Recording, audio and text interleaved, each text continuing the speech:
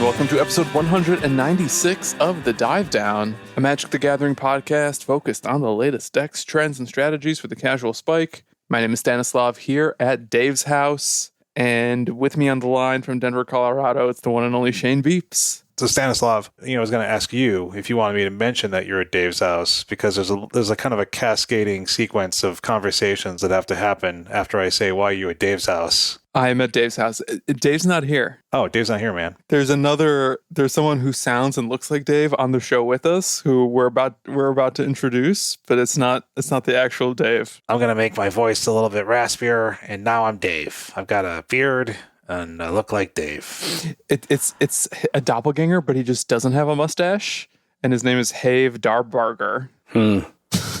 You there, Have? It's a me, Have. Chris Pratt, is that you? This is a terrible new guest host we have. I don't like this co-host. Should we just call him Dave for our convenience? That seems way more convenient. No, but Stan, I know there was something going on with your house, and now you've got to be at Dave's house, which is cool because now you get a custom background. It looks like you're like a Zoom background. It's like Dave's house.bitmap. Yeah, my wife and child and I decided to move to the suburbs for a little bit, and it's not just any old suburb, it's historic Oak Park, Illinois. And I'm like, Dave, how long did it take me to get to your house after I texted you I'm on my 4 minutes. Not long. Oh, man, living the Dave dream. I actually think I measured that it's exactly 1 mile. So with like the wheel that counts distance, like a surveyor uses? No, with an app on my phone called Maps. All I have to say is okay, Grandmaster Games here in Oak Park, you better look out for some dive down boys. Yeah, Wednesdays are about to get wet because we're diving in. Good. Perfect. I get it now. Yeah. I rolled into that one nicely. But yeah, it's true. I'm at Dave's house. We're not in the same room for audio purposes, but it's crazy. That's not what this week's show is about. There's 2 closets separating us. I'm in a closet, and then there's 2 closets on the other side of this closet, and then Stan's in the office right over there. So, are neither of these doors that I'm looking at entry into your closet? No, they're their own closets for that room. This house has too many closets. There's a lot of closets in this house. I don't know why. Closets for Dave's, flowers for Aldernon. On this week's show, we're going to do a breakdown of the NRG Ohio results from this past weekend. We're going to touch on some of the modern decks from the Team Trio's main event, and then we're going to look a little bit more closely at the results from the Modern 5K that happened on Sunday. I think we're going to look at the Pioneer top decks as well because they tell an interesting story, I think. So awesome. Yeah. Shane's going to walk us through that. I'll be the judge of that. How interesting the story is remains to be seen. But and then when we're done with this fabulous breakdown, because we are the official podcast of the NRG series, no one else is allowed to talk about the tournaments, but they do, and they should be paying us royalties, which they don't.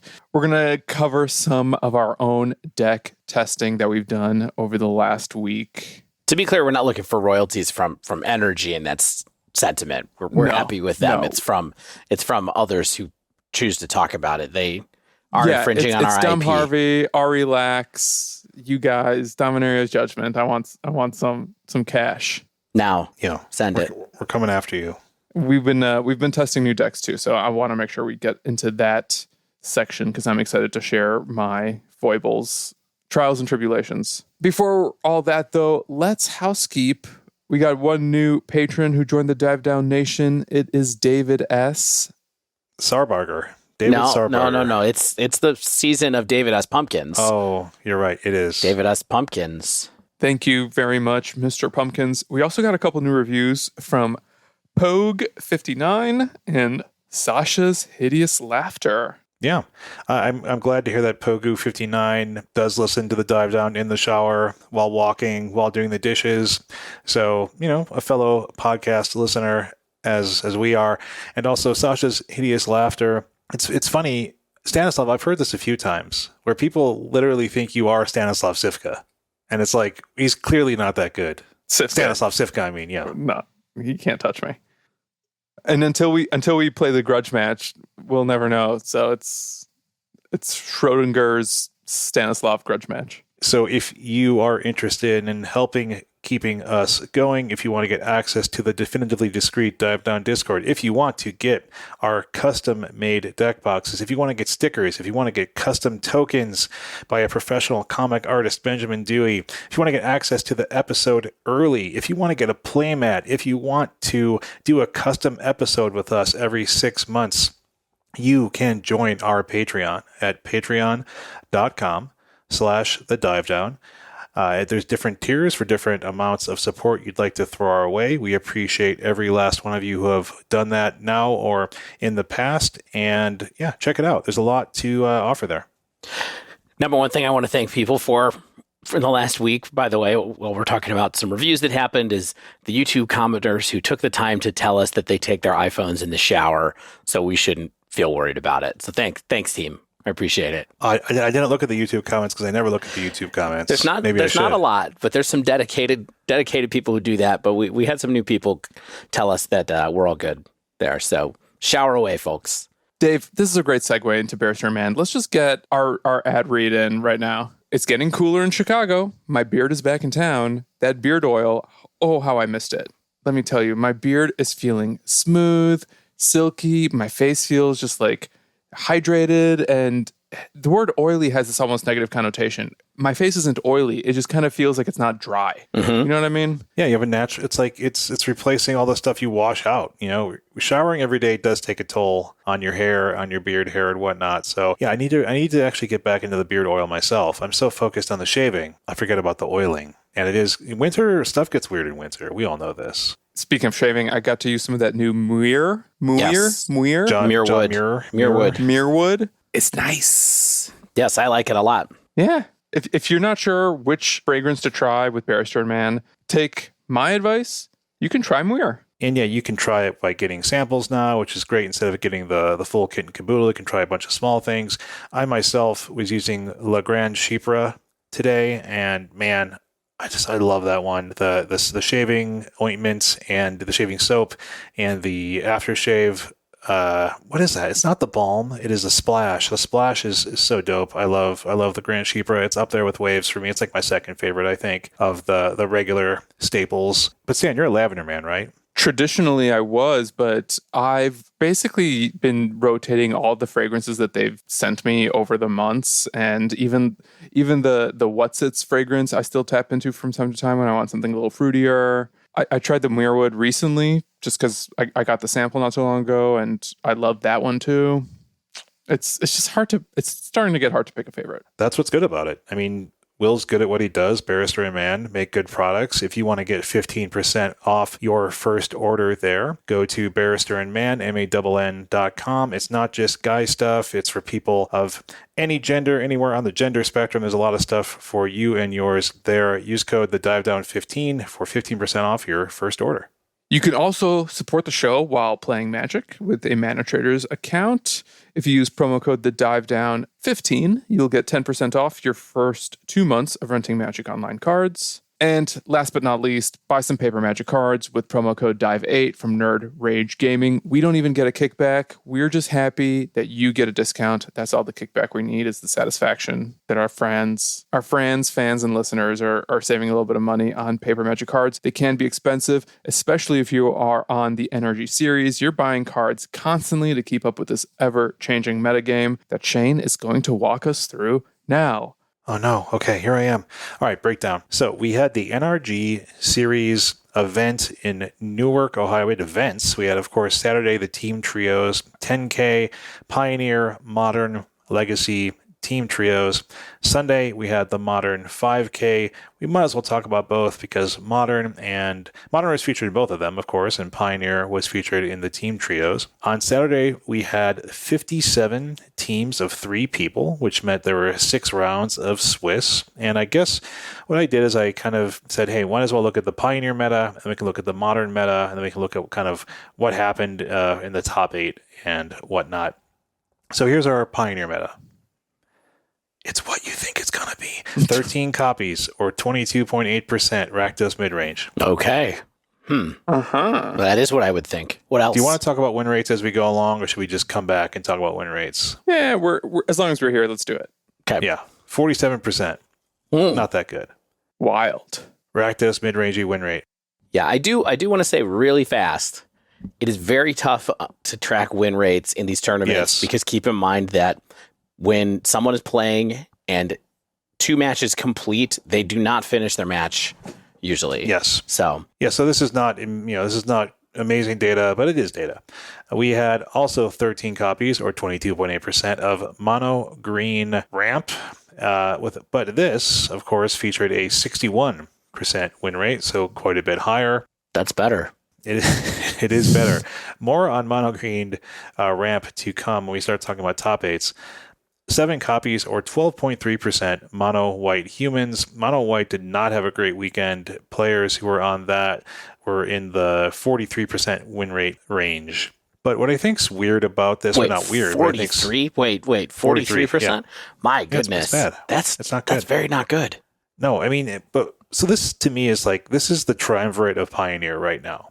Basically, this is the rock, paper, scissors that everyone talks about Pioneer, where it's our aggro deck of mono white humans, it's our ramp deck of mono green, and it's our mid-range deck of Rakdos. And this, they make up, about 56% of the metagame in these 3 decks, that's quite a bit. So you're going to face down a lot of these decks. And then if you want to get into it, we've got 4 decks or 7 copies of Abzan Greasefang, kind of serves as our combo element, which is always, of course, something that is in most Magic metagames. So there you go. Wow. Greasefang, the 4th one. That's kind of amazing. I didn't pick up the win rate here for some reason. I think if I remember looking at the MTG Melee page, it was kind of around 48 or 50%, I believe, but don't quote me on it. Then we had a bunch of 2-ofs, like 5-color Fires and Mono Blue Spirits and Rakdos Sack, Banned Spirits. Is it Phoenix, Mono Red Aggro, and then some 1-ofs like Gruul Aggro, which is a deck I honestly thought would have more players. I feel like it's been getting some hype and some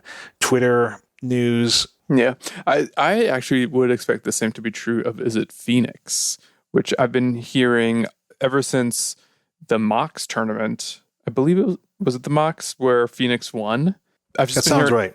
I've just been hearing a lot of hype about how its only bad matchup is Rakdos, and it's favored against mono green and pretty good against most of the other decks that are trying to beat mono green.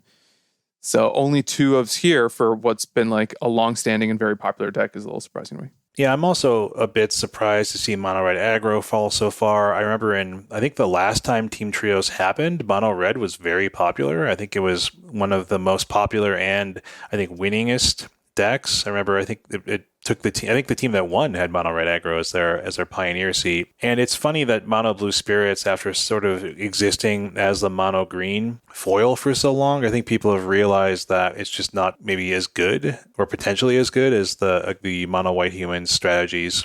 It's bad against Rakdos. Yeah. And I feel like Mono White Humans can potentially just go wide around Rakdos. Like they're not just like automatically a dog to it. Oh, so in my experience, I think that Mono White has done very well against me when I've been on Rakdos, and I think that it obviously does well against Mono Green too. So I think Mono White does good against the 2 main decks, but does kind of not as well against other random aggro things and other decks in the format. So, and Jeskai, I think, just eats it up. But sure. And Azorius Control probably does pretty well against it with like sweepers and stuff like that. So we also had one of Lotus Field, which was another mildly surprising thing to me. I feel like I saw it when I was looking at some lists recently. I feel like I saw Lotus Field do pretty well. Like I think it showed up in a top 8 of a challenge recently. Again, don't quote me on this, but so there's our metagame there. I personally don't have any surprises here besides the ones we talked about, which is kind of the descending decks or the ones that people don't seem quite as confident in bringing. And then just the sheer top heaviness of this metagame. Yeah, I mean, it's an interesting thing to take a look at getting closer and closer to the RC coming up in 4 weeks, basically, right now to see, a lot of these people that are playing in these tournaments or that are doing well in these tournaments, for sure, people who have qualified to go to Atlanta and go down. So it's interesting to see the decks that they're choosing, and it makes me feel like maybe we're not going to be in line for any real surprises in Atlanta. Now, there is a whole new set that's going to be legal by the RC, right? Brothers War will be? It's legal that weekend, actually. Yeah. So it's official release. It's gonna feel like a pro tour almost, where it's like, hey, it's like the second weekend. Hope you found your cards and hope you have some new strategies, perhaps. But it would take a lot, I think, to unseat these two decks in particular from the top of the metagame right now. So I don't know if it's coming. I think we're going to see a whole lot of people who take Rakdos mid and Devotion and go from there.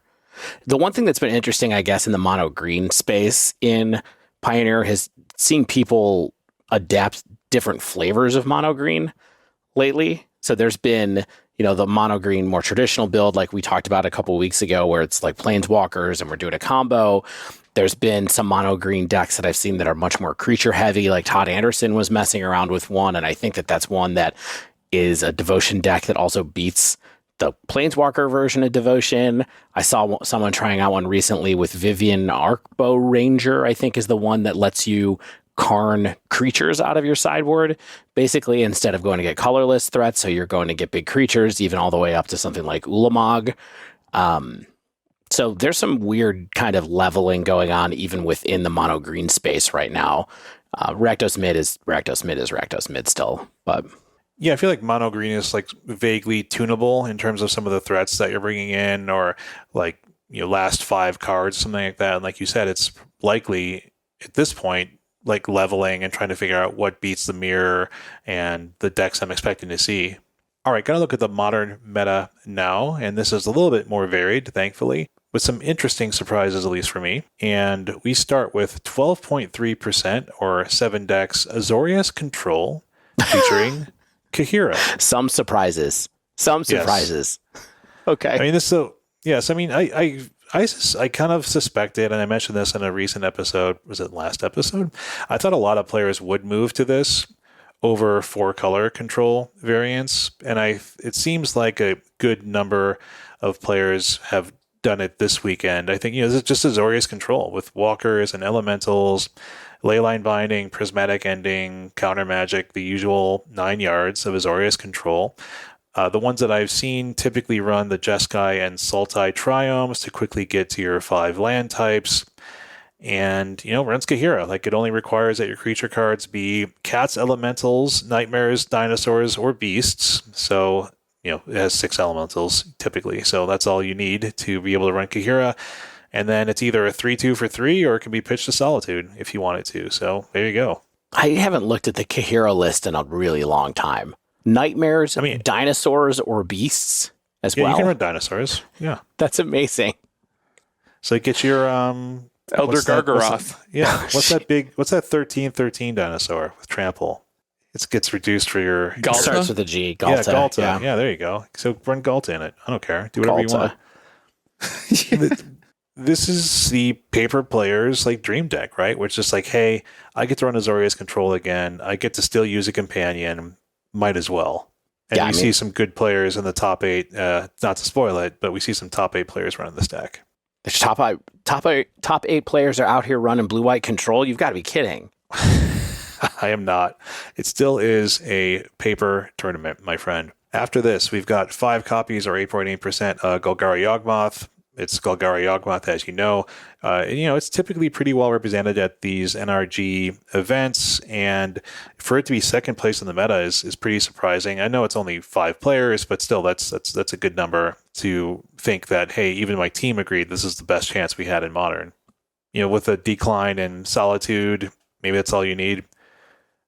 And also, it seems like Rhinos is a bit on the downswing. Like, even with the 5-color Rhinos, I feel like it's not quite as popular as it was maybe just even a few months ago. So that's another feather in its cap for metagame relevancy. After that, we've got 7% for people on Jeskai Breach. Oh, no, it's coming. Everyone chose Jeskai. Oh, wait till you see the 5K metagame. Everyone chose Jeskai. They wanted access to Teferi 3 and then various sideboard cards like Prismatic Ending, Drannith Magistrate, Wear Tear, etc. So there's definitely a coalescing around Jeskai here. Wow. But like you said, Dave, this is more than we typically would see like 2 people on it, like the real brave folks, but 2 out of like 100. Yeah. This is 4 out of 53, 57. Yeah. Well, I think people are just kind of getting excited about all the results that this deck has been putting up in some of the more small competitive tournaments. Like, I just keep hearing all these anecdotes about RCs all over the country and world being crushed by this deck. And I think there's still a little bit of appeal to maybe running like a powerful aggro combo strategy that the field is generally unprepared for. Yeah, it's just hard to be prepared for it. I mean, our friends over at Mishra's Babel and at Grindcast both had a decent amount of Breach content their past episodes. So I encourage you to check both of those podcasts out. Good people, good content. But they were speaking to how hard it is to try to hate this deck out because it attacks on so many different axes. And as we know, if a deck can be good at a lot of different things, like this deck is, then it's hard for you to bring in the exact sideboard hate that you might need. If you can overdraw certain parts of it, like you have too many artifact hate cards and you don't draw the other kind of hate that you might need. And so it's just like, it's just a bear to try to face down a deck as flexible as Breach is, I think. Yeah, that Grindcast episode was interesting just because hearing Alan Swan, their guest, talk about how you can play a fair game and just beat down with Ragavans and other small creatures and just kind of like grind it out and eventually try to take over the game with Urza, or you can lean in on a combo strategy that plays attrition early and then wins in a single turn thanks to Breach. It just sort of seems like this is going to be one of those decks where it isn't necessarily about having specific hate cards. I think it's more about a paper, scissors, rock scenario again, where it might just be weak to certain strategies. And that is what potentially like helps shape the format around Breach if it becomes a bigger player or gets more metagame share. I think it's also a matter of practice. Like I remember Alan saying like, you still got to clock me. And that's like, something we've come back to dozens of times is disruption without a clock is still not going to beat a deck, especially one that can combo off like Breach. So it's like, it's probably pretty tempting to over sideboard where it's like, hey, I've got all these pieces that might make sense against this Breach opponent, but then I don't actually enact my own game plan. Someone like me, I've literally never played against Breach. So it's something where I just have to like go with my gut and I'd probably screw up. So I think it's one of those things where, you'd probably want to, if you're being serious about attending a tournament in Modern, practice against, friends on Breach, try to figure out some way to practice against it, play it yourself. That's probably a good way to learn what to do. You know what I mean? You don't always have to go against someone else. Yeah, I don't want to disappoint anybody, but we don't have Breach content this week. I have not taken up the mantle to Mox Amber, Emery, anybody this time. You're the only one who owns Mox Ambers out of us, I think. Yes, we'll see what happens. I knew they would be good someday. Yes, you did. You predicted this. So we've got 3 copies or 5.2% of 5-color creativity.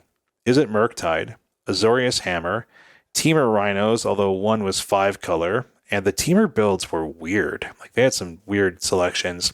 And then 3 copies also of Rakdos, Scam, Elementals, Undying. So only 3 copies of Is it Murktide. And Hammer. Like that mildly surprises me. I feel like Hammer has kind of come back to be one of the preeminent decks, aggressive combo decks of the metagame. It doesn't surprise me that Is it Murktide is down here because I think, a lot of these teams is kind of like, I don't think this is the best deck in the room. Like this might be something that has flexibility, but I think if I'm trying to predict the metagame or want to play the most powerful deck that I can, I'm going to pick something like Yawgmoth or Breach. It almost looks to me like the Murktide players kind of split across Control or Ragavan lines, whereas some of the people who are playing either Breach or Azorius could have been on Murktide a few months ago. Mm-hmm. Possible. Just because I feel like Murktide is one of those decks that maybe like help scratch both of those itches a little bit, but people are perhaps calculating that going all in on Control or all in on, a Breach combo strategy is just a better bet for this event. Love it. Probably true. Thought we might see some more Scam, but guess not. Yeah, that's the other thing. Like, where's the Scam? To me, this is actually like a very odd metagame. Oh, for sure. It is weird. 12.3% of the people on Control is very odd. It's not 4-color. I wonder if something about that has to do with the fact that this is a team tournament too, mm-hmm. where you make certain calculations about who's going to play what deck and maybe how you attack this tournament as a team. Who wants to play the fast decks in which format? Who wants to play slower decks in which format to maybe help clean up the results of your other players if you need to or whatever. Yeah, I think keep your eye on these numbers versus the individual tournament numbers that we'll have in just a few minutes, because there are some slight differences. We had a couple copies of things like 4-color elementals. I didn't really figure out how they categorized 4-color control. I'm sure there are some 4-color control people in here. Digging through the metagame was a little bit weird. They're still auto-categorizing some things like 4-color Yorion, blink, and I'm like, there's no Yorion anymore. So forgive me if I missed a few copies here and there, but there wasn't anything obvious where that 4-color control was like a big meta player. We have a couple copies of Burn, mono white hammer, Rakdos mid-range. This was just mid-range. It's not Scam. And then some wild one-ofs, like only one of Amulet Titan, Living End, and Grixis Death Shadow, and some other things, of course. But yeah, only one team was confident enough to be like, hey, Amulet Titan's the best deck for us, or Living End, and I feel like Living End has been popular at NRG tournaments. I don't exactly know why Living End is maybe considered on the downswing. I feel like it has some strong matchups against many decks that I would expect to play in this meta, so I don't really know. I wonder if it has something to do with the rise of Azorius and Murktide in general. Just like a counterspell decks, period, being maybe a big problem. Teferi 3 decks, yeah. Yeah, that too. All right, so let's get into this top 8, and forgive me because I'm going to use people's last names, which is kind of how NRG build them, and I don't know everyone's first name here. Dave probably knows a bunch of them because he seems like he always knows everyone's name in the NRG circuit. But first seed coming out of the Swiss, I know this is Bill Caminos. I don't know who Johnson is, and I believe it's Randy Bedell. Rodney Bedell. Rodney Bedell, thank you. Yep. Elves, Yawgmoth, Mono Green Ramp. Second place. These people like elves. These people all like elves. Surprise. These are all elf decks, kind of. Yeah, you're right. They are kind of, yeah. They do all have some kind of mana dorks. Second place, we've got Murphy, Bauerschmidt Sweeney, and Keen on Grixis Doomsday, Jeskai Breach, and Bant Spirits. Third place, we have Vu Fields Wolthuis, Mono Red Painter, Rakdos Scam, there's our Scam, and Mono Green Ramp. Fourth place, Davis Branham Myers on Doomsday, Selesnya Heliod. I saw that on the list a minute ago, and I was like, what? That was also a one-of in Modern, and Azorius Control in Pioneer. Fifth place, Valentine, McKinley, McCurry, Death and Taxes, Teamer Scapeshift, and Mono Green Ramp. Sixth place, Endress, Hatch, Fong, 4-color Control, Azorius Hammer, Mono Green Ramp. Ugh. Seventh place, Espinoza, Suleiman, Raja Suleiman, Zach Allen, and Ivan Espinoza. 4-color Control, Azorius Control featuring Kaheera, and Rakdos Sacrifice. Eighth place, Delgado, Solomon, Fino on Doomsday, 5-color Creativity, and Mono Green Ramp. Whoa. Okay. So, to help you tally this, our Pioneer top 8, 5 Mono Green decks, 1 Rakdos Sac, 1 Bant Spirits, 1 Azorius Control. No Rakdos midrange, even though it was 22.8% of the meta. Yeah. Yeah, so Mono Green. I played against Mono Green because I played Pioneer, spoilers, this week for some deck testing. And I was reminded that Mono Green just does absurd things, whether it's just stop you in your tracks until it can solidify behind Karn, or combo off at 1 life, and you have nothing you can do about it. Amazing. You could scoop. I did. It was fast. It was one of those things where this player clearly knew what they were doing with Mono Green, which I appreciated because the match was fast. But they did the 2 Karns, 2 Korra. Yeah. Or not Korra. Kiora. Kiora, yes. So they had, they did the 2 Kiora, 2 Karn cauldron thing, and I was like, well, once this happens, I know to scoop. So, but they put that together pretty efficiently. I was impressed. Yeah. But yeah, the deck's incredibly good. It had a really big win rate. I didn't, with 61% on the weekend. Again, that's of course skewed a little bit, but still very impressive run for 5 Mono Green decks in this paper top 8. Again, it's team, but still pretty convincing. But our modern top 8 was 8 different decks. Yawgmoth, Is It Breach, Azorius Hammer, Azorius Control featuring Kaheera, Scam, Selesnya Heliod, Teamer Scapeshift, and 5-color creativity. So showing the lovely breadth and depth of the modern metagame. This, for the record, is why I prefer Modern to Pioneer. Like just variety of decks. Yeah, just like this is the perfect example of what I really struggle with when I decide to play Pioneer. I just kind of feel like there's very little uncertainty about what I'm going to play against and how decks or how games are even going to play out. It's so much mono green out there in particular. Only a handful of other options, such that it kind of just feels like it's a standard format. And then when I do play against mono green, just like the games always go the same way for the mono green player. There isn't a lot of like ways to outplay, outwit, and outlast. I've been watching Survivor lately, Stan, by the way. First time Survivor. Yeah. I've never watched it. Is it good? Yeah, it's not bad. It's really good. Yeah. I know some hardcore fans like Stanislav and my buddy Simon. Shout out to Simon, just listen to this podcast. But anyway, enough about me. Let's talk about the people who won, because the winning team, pretty interesting group. It was Ivan Espinosa, Raja Sulaiman, and Zach Allen, well-known grinders on the NRG series, all of them, and all of them from Michigan. I think they're all kind of from the Zach Allen kind of hometown teams. And so they took it down with 4-color control and legacy, Azorius control featuring Kaheera and Modern, Rakdos Sacrifice and Pioneer. I don't know, just as a reminder, I'm not going to talk about the legacy list, but of course I want to look and see how many Minskin boos there are on the legacy list. There's 3, if you're curious about that particular thing. But this Azorius control list is pretty down the middle. Like, I was expecting a little bit more spice, and it's really just... Oh, no, it's Azorius Control featuring Kaheera. Yeah, it's Azorius Control. It's got Leyline Binding, but, you've got Jace, the Mind Sculptor, and 4 Teferi Time Raveler, 2 Teferi Hero of Dominaria, 2 Subtlety, 4 Solitude Main, 4 Counterspell, 4 Archmage Charm, 1 Memory Deluge, 4 Prismatic Ending, 1 Supreme Verdict, and 2 Chalice of the Void main. There's 8 white removal spells in here between Prismatic Ending and Leyline Binding and Solitude. So I guess there's 12. Any March of the Multitudes in there? I don't think so, right?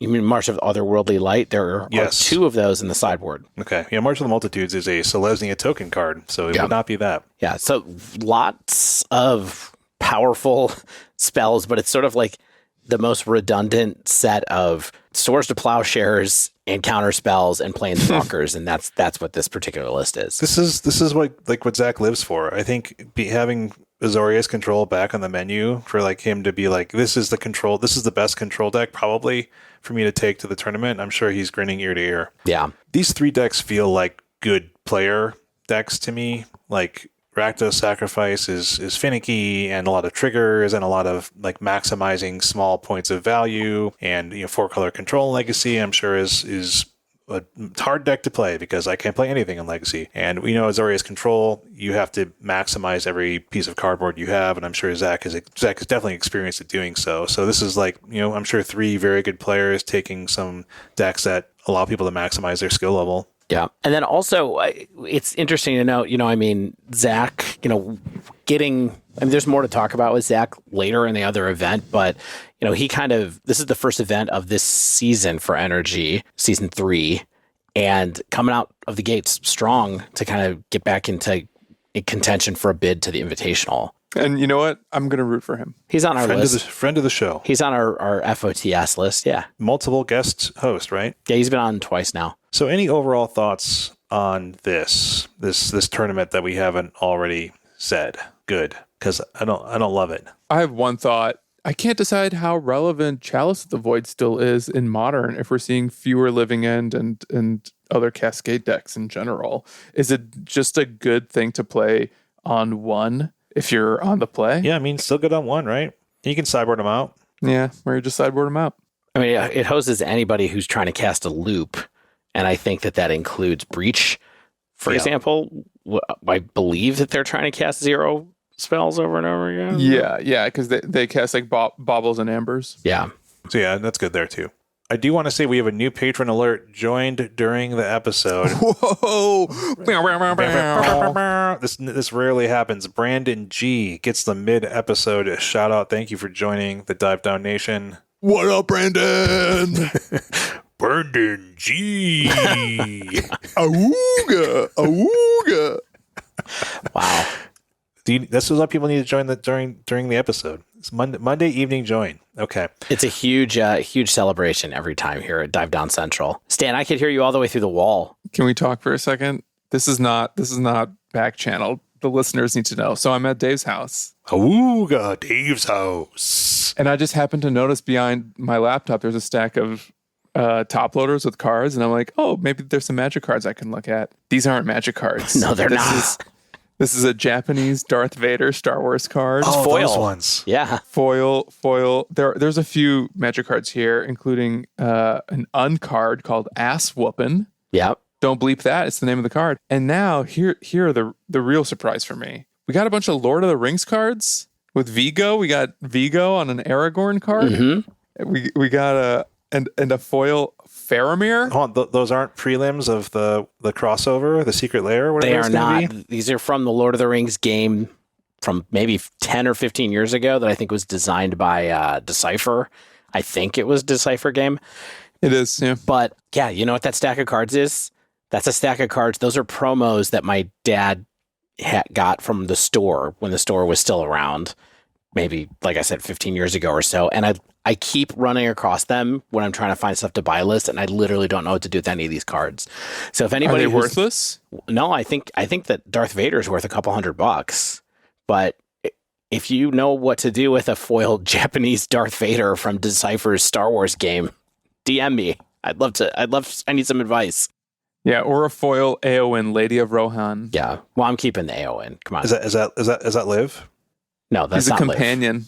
No, it's not Liv. No, that's the blonde lady. Azorius Control featuring Eowyn. Creature type companion man. Well, she famously is no man though. Yes, that's right. I understand. Wow, true heads. Can we get into this top 8 of? Are we only doing we're not doing the top 8. Let's do the whole thing. We're doing that. I jumped ahead. Let's do it. I think you did the whole tournament. Reward yourself. Well, that was just a mistake because I skipped part of the notes.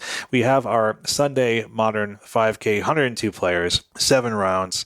Here's our meta, my friends. 10.8% Murktide. The Murktide people could not be held back. All of their teammates were like, no, you can't play Murktide. And they're like, when I'm on my own, I get to play Murktide. And I get to have a 43.75% win rate. I immediately feel like balance has returned to Modern right here. I'm like, oh, that was weird. All that Azorius Control. Yuck. Okay, Murktide with sub 50%. We're back. 43.75. Worse than usual, even for Murktide.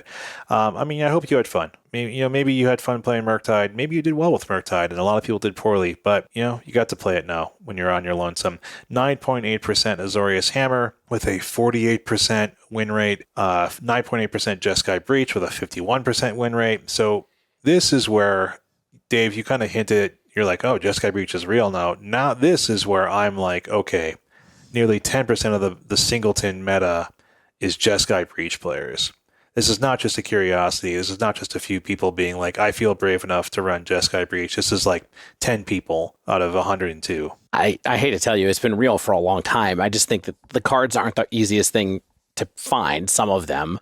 And also maybe people were waiting before they paid $30 a piece for grinding stations to see if they wanted to actually do it. But it's holding on. And I would be surprised if these were all legit Jeskai. Are they all Jeskai? Because I did not dive into that. They're tagged at Jeskai Breach. There's just been a lot of different, as we talked about last week, a lot of different lists lately with Gruul and Jeskai and Pure Izzet and Teamer. So there's a lot of stuff going on there as well. But yeah, Breach is real. Breach is real. It's going to be here for a while, I think. Exactly. We have 4th most popular deck, 8.8% Azorius Control featuring Kaheera with a 48% win rate. So not quite as good as our friends in the top 8 of the Modern Team Tournament, but still, about a 50% win rate for Azorius Control. It's also the most popular control deck in the room. We've got 8.8% also of Yawgmoth with a 56.6% win rate doing Yawgmoth things. Again,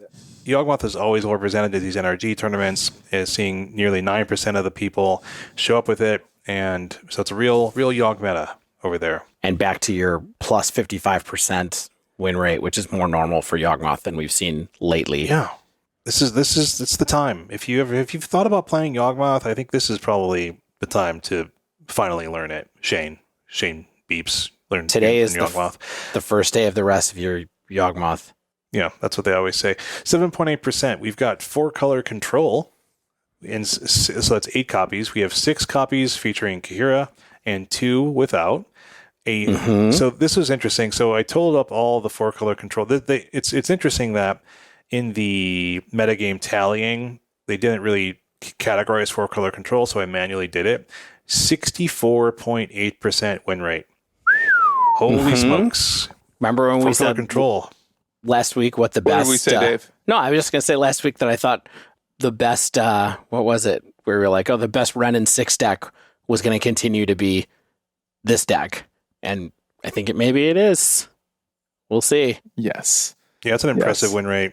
People killed with 4-color control in the Sunday Modern 5K. After that, we get to 5% 5-color creativity with a mere 46.5% win rate. We've got 4% 4-color elementals, most of which had Kaheera. Interestingly, the 23rd place deck was John Lorini, had a 77-card main deck. I don't know why John had a 77-card main deck, but it did not do well overall. The people on 4-color elementals had kind of a low 40-ish% win rate. About 3% Rakdos Scam, 47%, 3% Living End, 55%, and then we had about 30% of the decks in the other category with below 2% representation. So we did see Living End pop back up a little bit. We had, I think that's probably 3 or 4 players on Living End, 3 or 4 players on Rakdos Scam.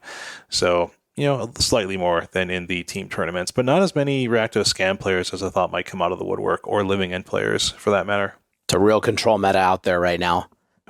Man. From the look in at this, Ohio. I mean, yeah, Ohio, well-known control meta. I mean, if you look at this, it's like, okay, we got 4-color control, we got Azorius control, we got Murktide, which is not really control, but kind of control-ish sometimes. And so it's a lot of people casting counter spells. Yeah, our only really aggressively slanted deck is like Azorius Hammer. And of course, like decks like Yawgmoth and Breach and Murktide have some creature aspects to their game plan, but it's not kind of, wouldn't call it maybe the main aspect. So it's kind of wild to see like that creature beatdown is so out of the meta here in Ohio. Yeah.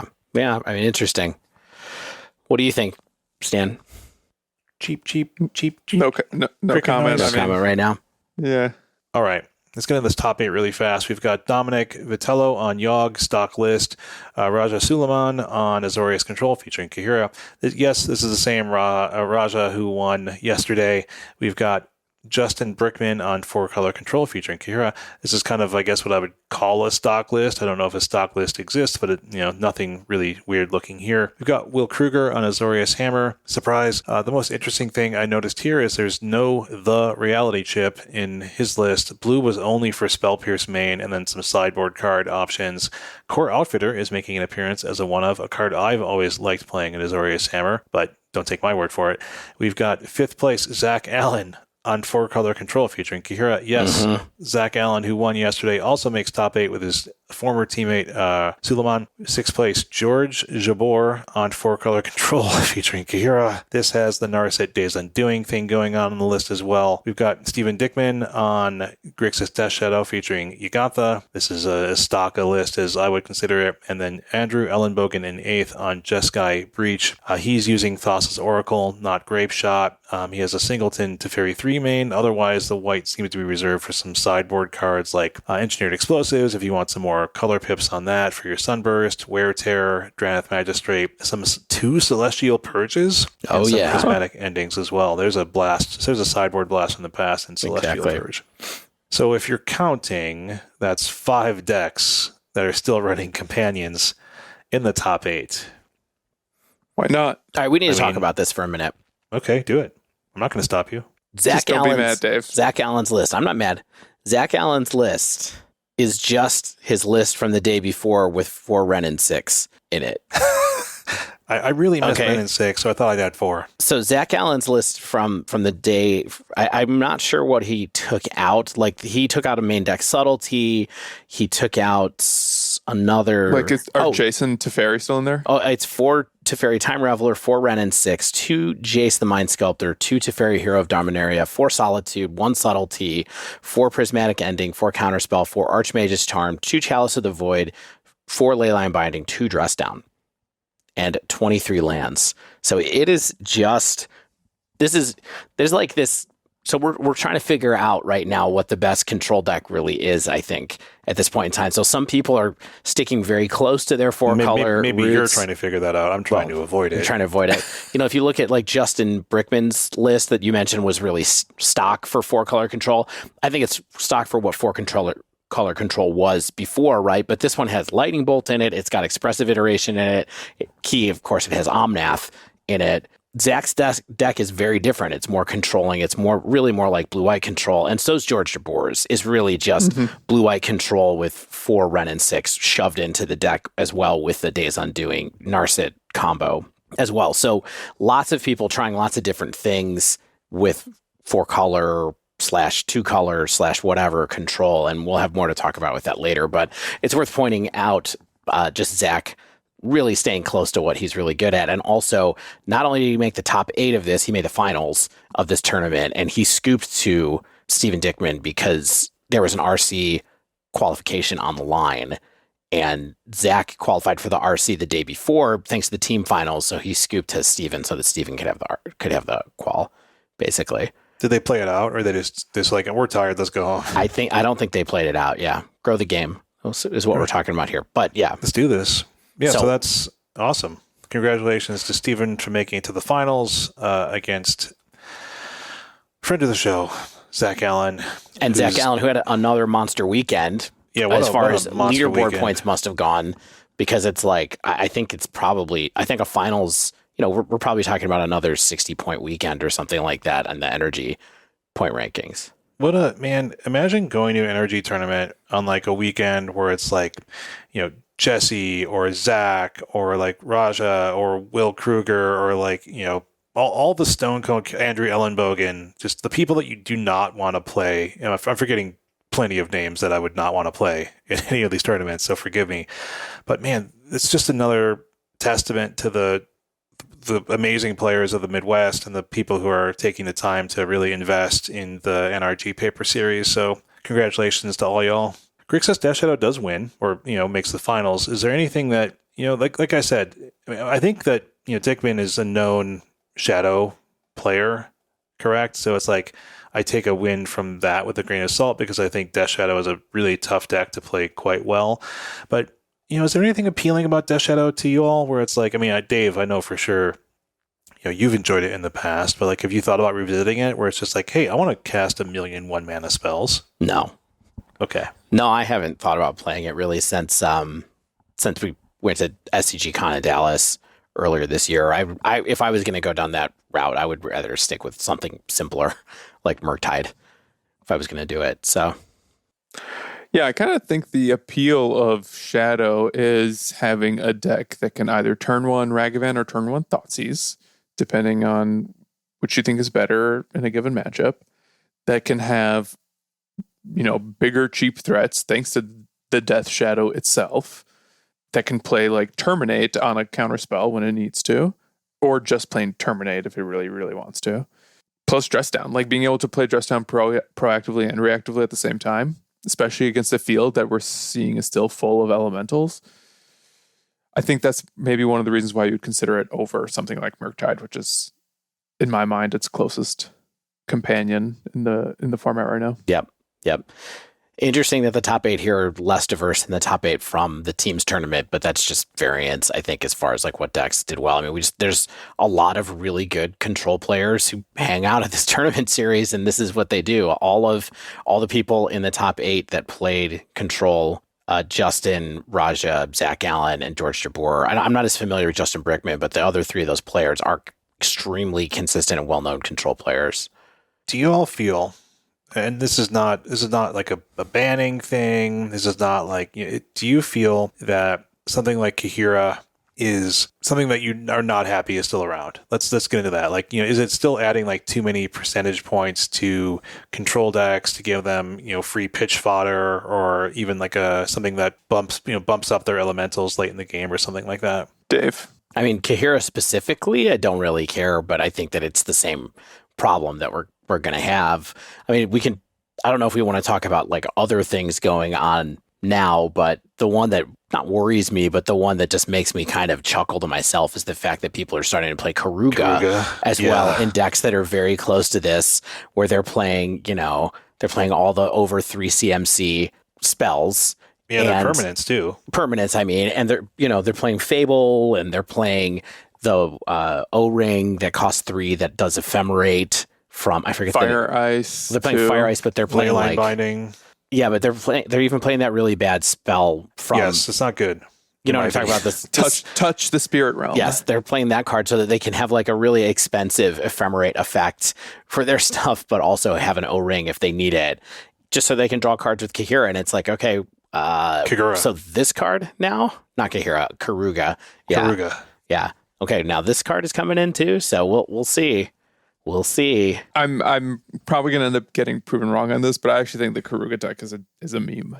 I don't see that sticking around, and for a very, very specific reason.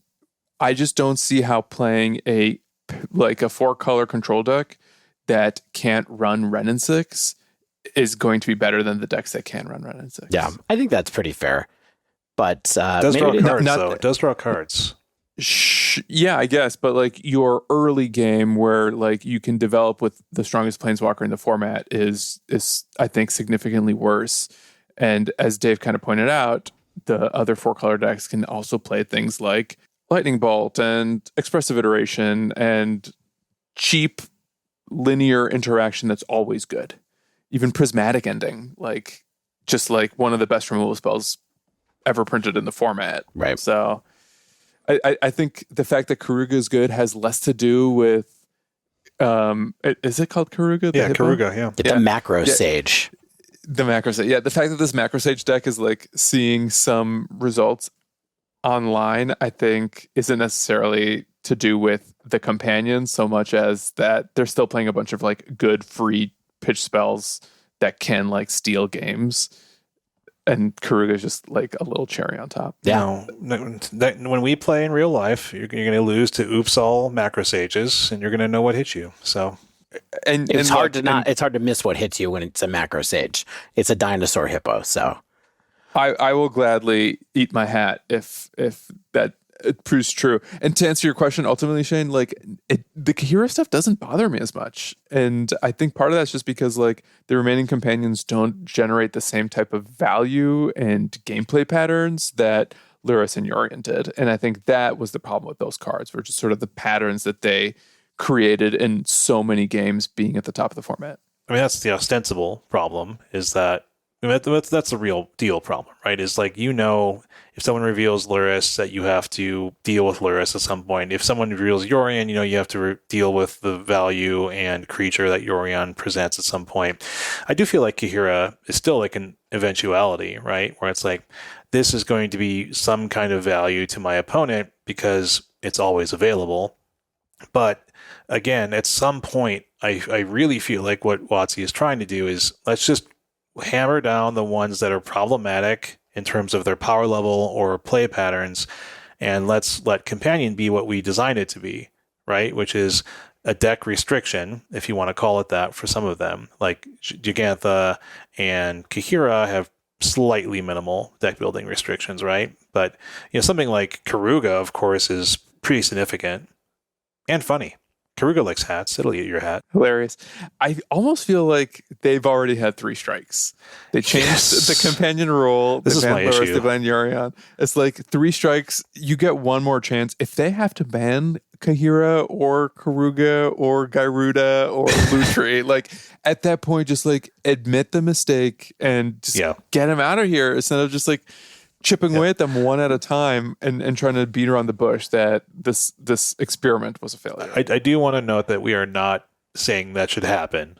But I am not. If it does happen again, where they're like, we need to get rid of Kaheera now, it's just like, Yeah, like stop playing whack-a-mole and just deal with it. Seriously. All right. Yeah, but to echo Shane, like I don't want any of these cards banned. I love them. I love them. I don't know. I think my thoughts here are already well known. Yeah, I don't love them. They should go away. But we're not gonna dither about it. No equivocation. No dithering. Right. This is it's risky. Kaheera, risky or not? Risky. Yeah. Dave, can we make a pin that just says no equivocation? I think that's stealing from another podcast. That would be stealing from another podcast. That's stealing from risky or not. Yeah. I didn't know the reference. The little joke between the other old guy Dave and me. Yeah. Hey, if you want to listen to a TV show about food safety, check out Risky or Not podcast. It's not a TV show; it's a podcast. It's a great podcast. It's one of my favorites. It's Risky so or Not. compact. It's so compact. It's 15-minute episodes where someone sends in a question, and hey, I got a question on there the other day about It was great. Cooking chicken in a coffee pot. Yeah. What did they say? Risky. Doesn't get hot enough. Yeah. If you want to cook some chicken, wait for us. And on the other side, with the dive down segment, will be coming right up after this quick break. Stay with us.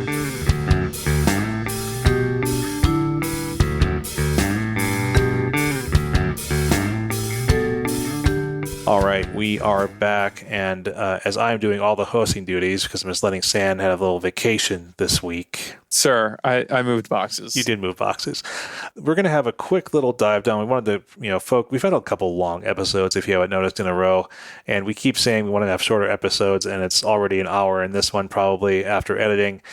So what we have for you is just some more decks. Stuff we've been playing some Magic this week for a change, and we all have some stuff to talk about, experimentations in Modern and weirdly Pioneer, going back to that old well, where I try to see if I still like Pioneer for some reason. So, Stanislav, we've got you doing some Modern things. What have you been doing, my friend? All right, so I played 3 leagues, 3 decks. I will talk about 2 of them very briefly, unless you guys have specific questions, and I encourage those questions if you have them. And then 1 deck that I want to talk about in a wee bit more detail, where I think Dave specifically warned me that he has questions, but I don't know what they are. The quick ones. I played 5-color Domain, a deck that I have been really itching to try. I was kind of hyped about it on last week's episode. This is the aggro deck that plays 20 creatures, 4 of Ragavan, Wild Nicodle, Neshoba Brawler, Territorial Kavu, Scion of Draco, and then to round it out with a little bit of interaction, it's got 4 Tribal Flames, Stubborn Denial, Lightning Bolts, and Leyline Binding, and then 3 Teferi Time Raveler for reasons. And it gets to run Gigantha, too. Yeah. Teferi Time Raveler I actually think is bad in this deck, but maybe I'm incorrect. I wasn't super impressed with this deck. I went 1-4 in my league. I actually won the first match 2-0 against Jeskai Breach, and I was like, oh, this deck must be fantastic. It beat Breach. That's one of the up-and-comers. And then I just got crushed by everything else. I just ended up feeling like most of the creatures didn't do anything, and them only being big, cheap bodies wasn't enough in the format when they're being outclassed by bodies that hit the battlefield and generate value or remove them, or even worse, just removal spells that trade 1 for 1, and I don't really get any potential additional value in that exchange. Wild Nicodle in particular, just horrible. Yeah, this is not a Modern power level card. Wild Nicodle has been terrible for 5 years. 6 years. That's why it should stay on the banned list. Keep us from playing this card, Wizards. Seriously. Yeah. I did feel, though, that one of my favorite cards to draw in this deck was Territorial Kavu. That was kind of the surprise for me, as this 2-mana 5/5 that rummages when it attacks. I thought was amazing in an aggro deck where I kind of just wanted to keep drawing into gas or any action. So you like the Modern Horizons 2 card, surprise. Weird. Yes. Neshoba Brawler was just kind of whatever. It being 3 toughness, I thought was annoying. But attacking for 5 with trample was kind of cool, I guess. And it being just 1 in a green made it one of the more castable cards in the deck, too. So I feel like the appeal to this deck is, beyond the creature suite, is getting you to be able to play Tribal Flames and Leyline Binding and how were those for you? I mean, Leyline Binding is, you know how that card is. Yeah, it's like, a good card. What you see is what you get. Tribal Flames was interesting because sometimes you have to use it as a removal spell, like to kill a Tarmogoyf or other big beefers.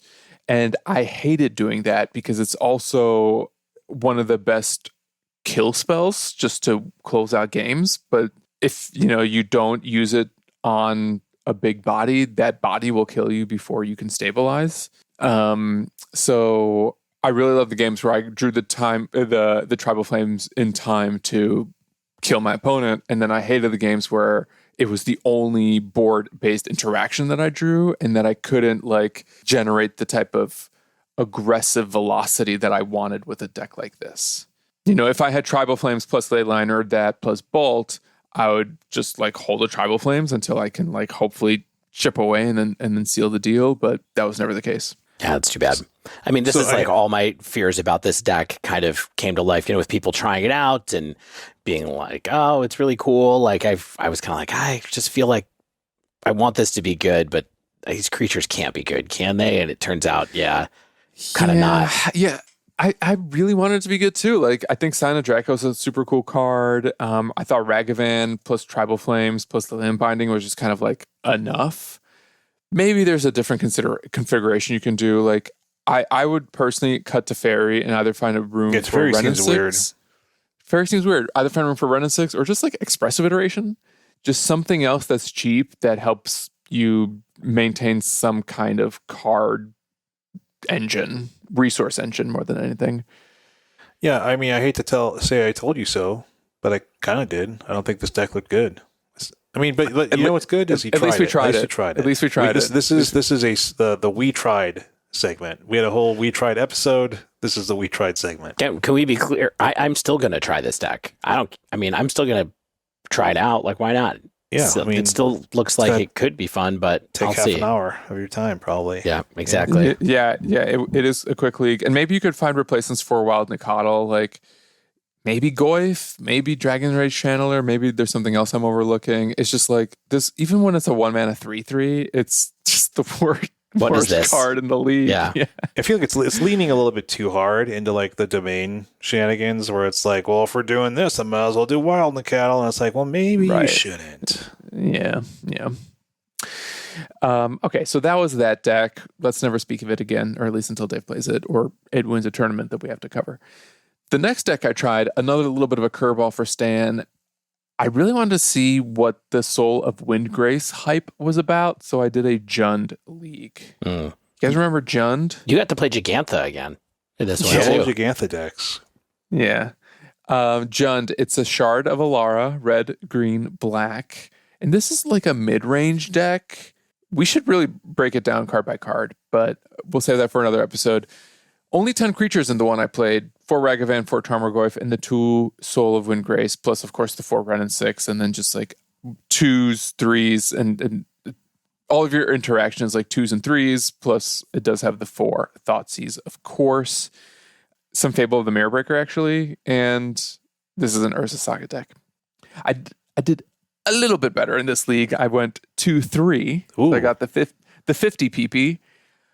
The problem with this deck for me was twofold. One was the grindy Jund plan didn't feel like it was at the power level of the rules of engagement that the format sets. I just didn't think that Jund could necessarily play the attrition game it is trying to play, ultimately, where you're 1-for-1ing more than anything, with the exception of something like Ren and 6, which can generate card advantage, but not in a way that impacts the board.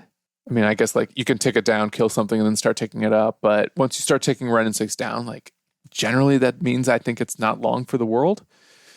And then the other cards that do generate card advantage, something like K-Command, Riveteer's Charm, maybe Fable of the Mirror Breaker, they're not necessarily in my league.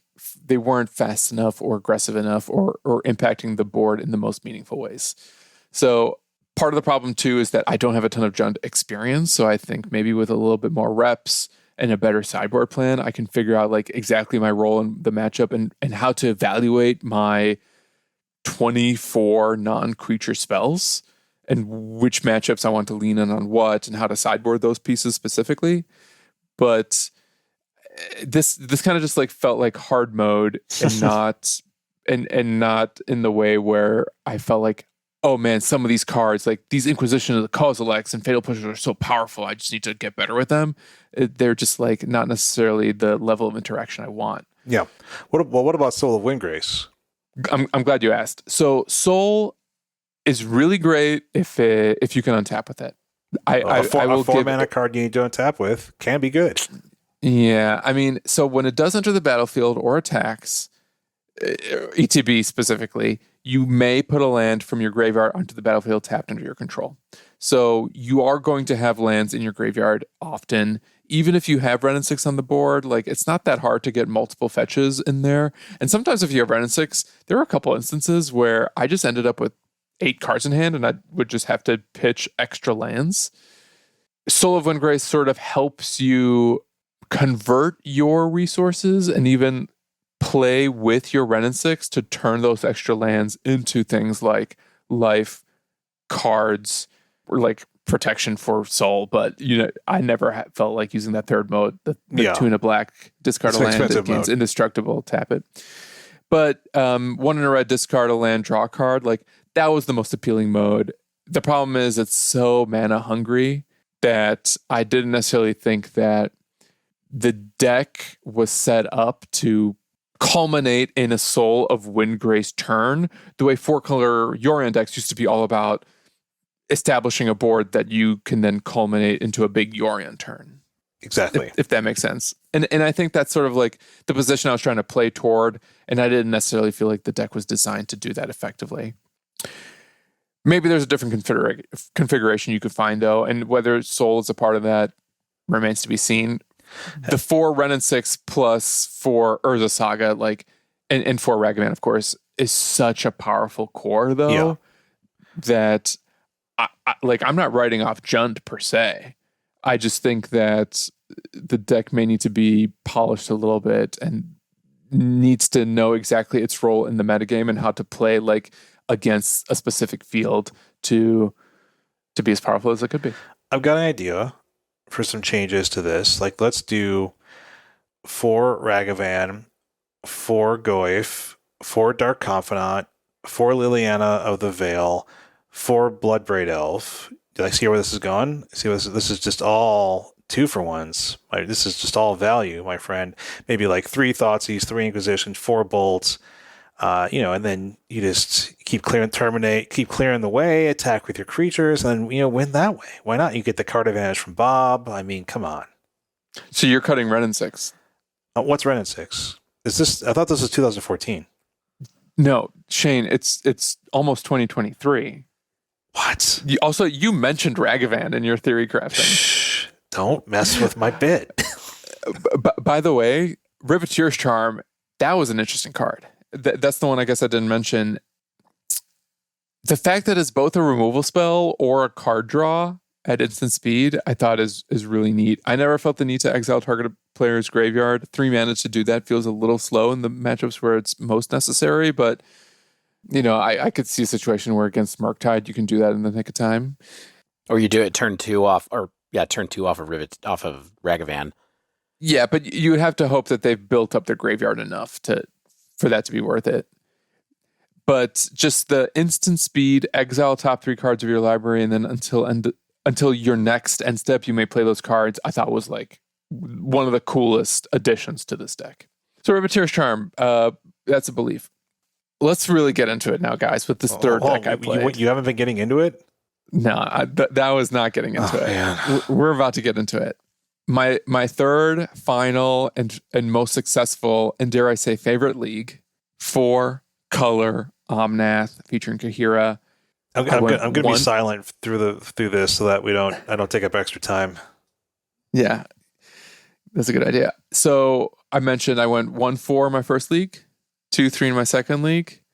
This last league, I got that nice 4-1, and what a 4-1 it was. 4 of those 5 matches, the 4 matches I won, I didn't lose a game.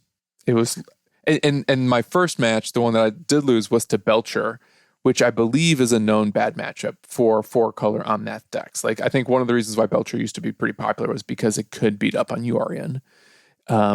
So just my luck, I got paired against it right away. The rest of the decks, like, I beat Yawgmoth, I beat the Mirror, probably something else that was good that's escaping me right now. Yeah, I don't know. I love this deck. This was the controlling version. 10 creatures, 4 Omnath, 4 Solitude, 2 Fury. It had 4 Teferi, 4 Wrenn and 6, 4 Leyline, 4 Expressive Iteration, 4 Counterspell, 4 Prismatic Ending, and 2 Lightning Bolt with 24 lands. I had so much fun playing this deck. I can't wait to play it again. I'm going to get the one of Zagoth Triumph so that I can play this in paper. We're doing it. We're going. You have everything else for this deck already? Oh, you know what? I'm only missing the 2 Hallowed Moonlight. Oh. Other than the Zagoth Triumph, but I think I can find a couple Hallowed Moonlight. I think you'll be fine on that. Look, we talked about this deck a lot already. There was one copy that was very close to this in the top 8 of that Sunday trial. When Stan told me that he was playing this deck online, my response was, I'm so mad about this, but I'm saving it for the show. That's true. I don't want to take a ton of time on this, but I do have to say, I talked last week about how saying that or picking this deck up now is like the most hipster thing in the world. And that's like how I feel about it. Cause I'm like, I don't understand how someone could say I hated Yorion and then be like, but I'm going to play this deck. It's the same deck. This is the same. It's not. It's the same deck. It's the same cards. How can did you ever play a Yorion deck? Like, do you know the slog that was? But isn't this the same? Like, what's really different here? So what's different is there's 4 less abundant growth. Oh, there's no abundant growth. And no. You're thinking too minutia. Here's the difference. You draw the cards you want when you want them, and you draw your sideboard cards when you need them. That's the key difference. Like the Yorion decks were consistent in the way that they always did the Yorion thing, but it was harder to be consistent when you like really needed to lean on a turn 2 Wrenn and 6 or a turn 3 Teferi. Or it was really hard to be consistent when you knew you needed something like your Chalice or Supreme Verdict or Endurance out of the sideboard. You don't really have that problem here because you are actually, to a certain extent, getting to your deck faster because Wrenn and 6 is just like taking lands out of your deck every turn. Right. You're also never like screwed on mana when Wrenn and 6 is humming. And it just felt like I saw cards more frequently when I wanted them, and I could actually just like win faster. When I played Yorion online a couple times, I would just like constantly go to time. And maybe that was me learning a new deck too, but it just was really hard to win when you're playing like all this air, like Abundant Growth and Mishra's Bauble sometimes, and not necessarily finding like actual win conditions, except for the occasional Yorion that then has to like draw a bunch of cards, but they're not necessarily cards that you can even cast that turn. So this just felt like a more polished version of like the Yorion deck, which was just like bloated with power and had to be removed from the format because it just because it had been gorging itself in all the best cards and just playing all of them because it had to. Officially changing the podcast name to Bloated with Power. That's pretty good. Yeah. Stan, you're talking to Dave, and all I'm hearing is like Doc Brown. He's just like, Dave, you're just not thinking fourth dimensionally. I'm saving time by spending time. Yeah. You might be peaking, Shane, but that's okay. I'm sure Doc Brown was too, with his giant amplifier that Marty McFly turned on when he shouldn't have. I can't remember if I had any other points to make other than... Oh, here's the last point I'll make, Dave, about you calling me a hipster. You are. I'm more than just a screen name on the internet. I'm also a living, breathing person in a meat suit. And one of the reasons why I really wanted to try this deck now is because last Friday or the Friday before last, I finally finished my Wrenn and 6 playset. Mm-hmm. So it's like now this deck is like truly within my grasp without me having to like ask my 40-something-year-old friend from a mile away to like borrow cards. Yeah. Yeah. No, I look, I'm glad you had somewhat reasonable reasons, but I do still kind of feel like it's the same. It's the same deck, maybe easier of course, to play. Like the principle is the same. Like, let's just play the best cards in 4 colors. and tie it all together with Ren and 6. But if we entered this like league as an experiment to see can 4 colors still hang, not being our Yorion deck, I think we've now seen from both the Sunday 5K results as well as like my one anecdotal league, like there's still something really good here. Yeah. There's still a lot to be said about turn true Ren and 6, free solitudes, and then eventually like playing an Omnath to stabilize and make it almost impossible for opponents to win. Yeah. I never had a doubt about that. Definitely. So, all right. Well, you have my permission to continue playing this deck. Shane, yeah. What were you playing? I played Gruul Aggro in Pioneer, and it's from onlylands.com, known good player, and they had a nice clean 5-0 in the 20th Pioneer League. This deck is kind of what you think it is. It's very Gruul, it's very aggro. It's just kind of like, a red-based aggressive deck that runs Phoenix Chick, Swift Spear, Legion Loyalist, which I don't know if I like that card very much. Bomat Courier, Kari Zev, Rimrock Knight, Reckless Bushwhacker. Oh yeah, that's the weird thing. Burning Tree Emissary and Reckless Bushwhacker. Known good 1-2 punch. Also in this deck are 4 copies of Atarka's Command, known standard power level card that deals 3 damage to each opponent and has some other modes, but you never use anything but deals 3 damage to each opponent, and creatures you control get +1/+1 and gain reach. I suppose stopping life gain might come in case of something really rogue, but anyway, so the long and short of this deck is that you spam creatures, you do chip damage, you get some prowess triggers off your Swift Spear, you do some air damage in the air with Phoenix Chick, but what you're really trying to put together are Reckless Bushwhacker turns. Because what Reckless Bushwhacker does is it's a 2 and a red, 2/1 with haste. Shane, that sounds bad. Oh wait, there's more. It has a surge cost of 1 and a red. You may cast a spell for its surge cost if you or a teammate, has cast another spell this turn. And if it enters the battlefield with its surge cost paid, other creatures you control get +1/+0 and gain haste until end of turn. So what you typically try to put together here is a Reckless Bushwhacker turn, either for maybe just some quick value where it's like maybe 6 or 7 points of damage, or these wild alpha strikes where, this happened to me twice in my league where I'm doing like double Burning Tree Emissary into Reckless Bushwhacker. You pay for the surge cost off of the Burning Tree Emissary. You do like 9 points of damage just off those creatures alone, let alone anything else that you may still have on the battlefield. You live the dream, right? So that's how you draw this deck's game plan up. Otherwise, you're kind of getting some creatures onto the board. You're giving them +1/+1 with Atarka's Command.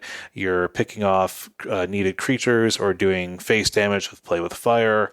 All that kind of stuff. You're pumping your creatures with Rimrock Knight. The usual stuff that you might want to do with a mostly red aggressive creature deck. Yeah, and I just want to hop in here for a minute because I played mono red aggro in Pioneer that's similar. I wanted to try out Phoenix Chick deck. Basically, I gotta say this deck looks and sounds so much better to me than the red deck.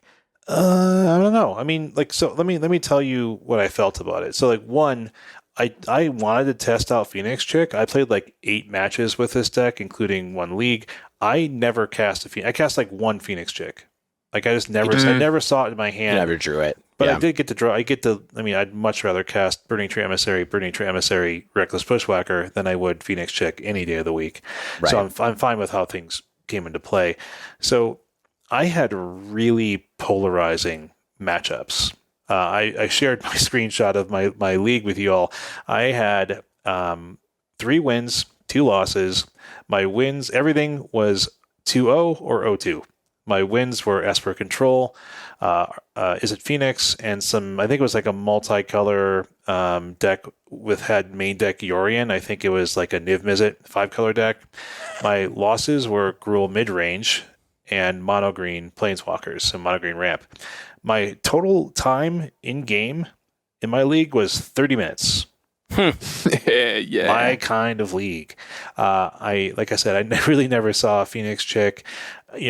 against slow decks, you can steamroll them. You can dodge a counter spell here or there, or get them to tap out to like clear something, and then you come back in with like a 13-point damage turn. There's a lot of ways for you to get in under slower decks where they just feel like they have no chance, and then you play against something like this Gruul mid-range deck that has everyone's favorite or everyone's least favorite anti-aggro card of like Lovestruck Beast. If anyone casts Lovestruck Beast against you, you're just like, well, the game's over. Like I'm never beating Lovestruck Beast. And Mono Green Walkers, unless you get really lucky and get really wide or really under them, you don't have much of a chance against the stone wall that they put up against you as well. One game, like I said, I got them to 1 with like enough chip damage and burn to the face. And I was just like, well, if I top deck a burn spell and I win, but it's like, well, if they combo off, they win, and they did. So, yeah. And you could have top decked a Phoenix chick. Yeah, there's some options. But like largely, it's the kind of deck that like I love when it does what it does, but I don't know if that means it's a good deck. I think it means that it can like beat certain decks in the metagame, and if you want to have some scissors against someone else's paper, then sweet, yeah, you get to cut through it. But then if you face down the rock, you're not going to be happy.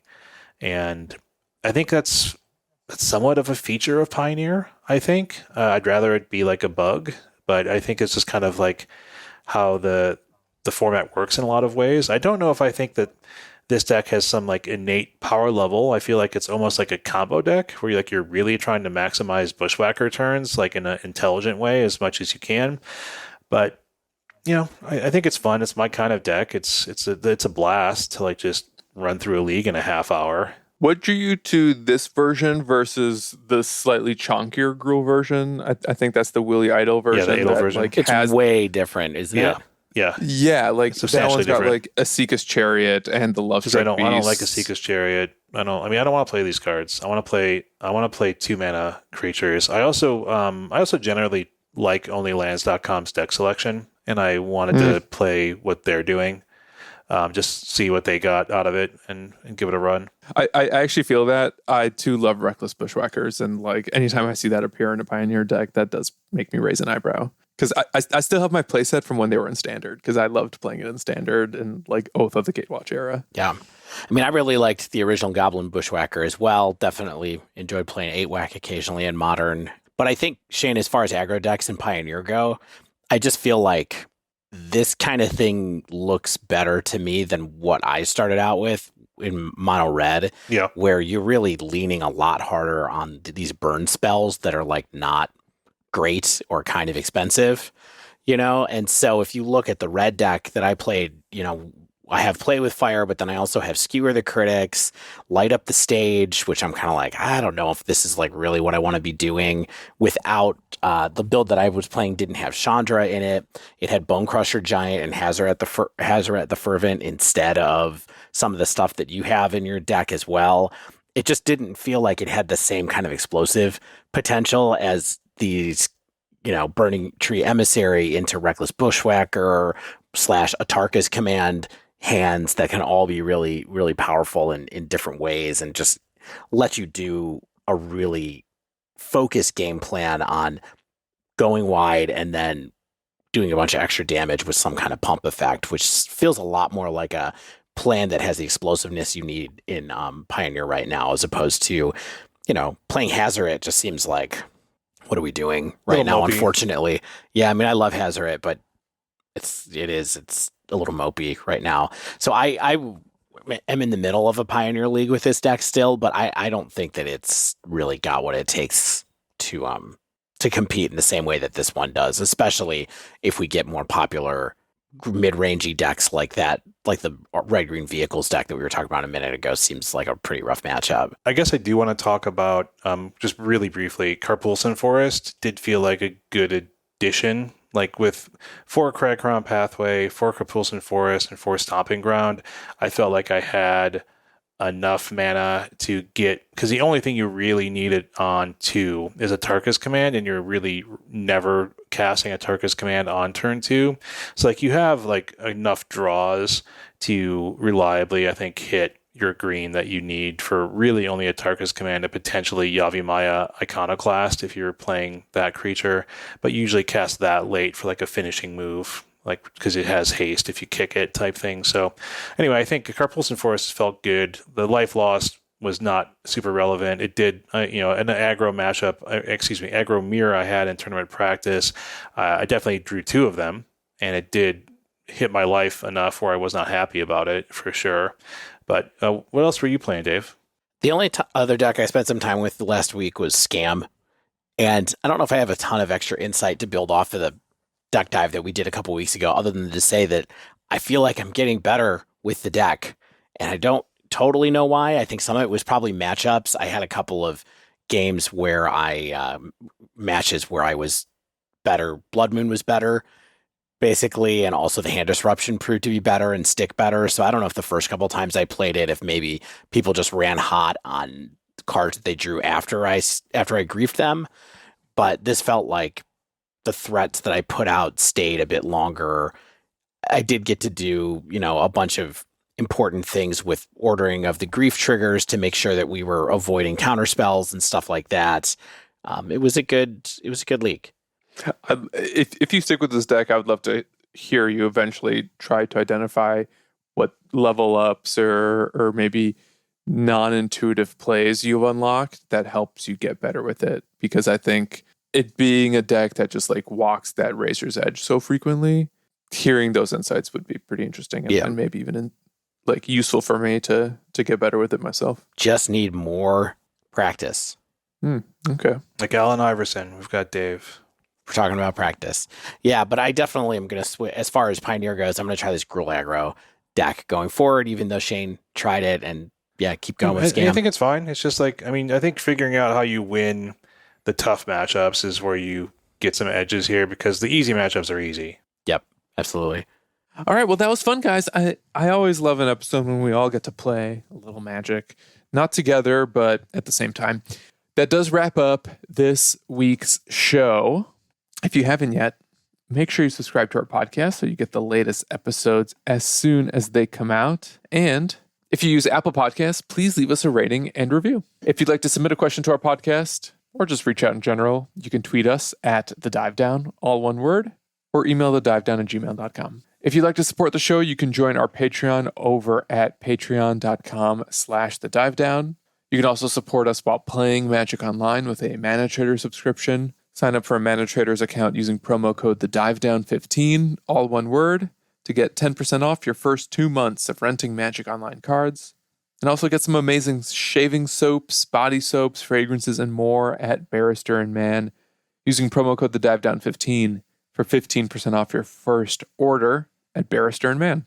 And then save some money on paper cards over at Nerd Rage Gaming with code DIVE8 to get 8% off your order with NRG. As always, special thanks to the bands Nor and Spaceblood for letting us use their music. And until next week, get out there and stay at Dave's house.